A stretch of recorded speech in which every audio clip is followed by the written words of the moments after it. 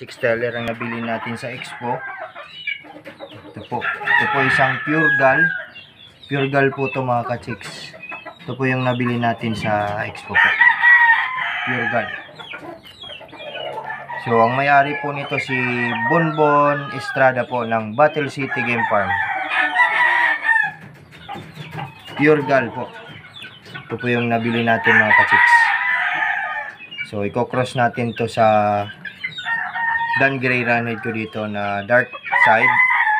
So dark pa rin ang lalabas nito. Pero sana may lumabas na straight comb. So ang ganda mga ka-chicks, diba? So ang halaga nito is 10,000. 10,000 po.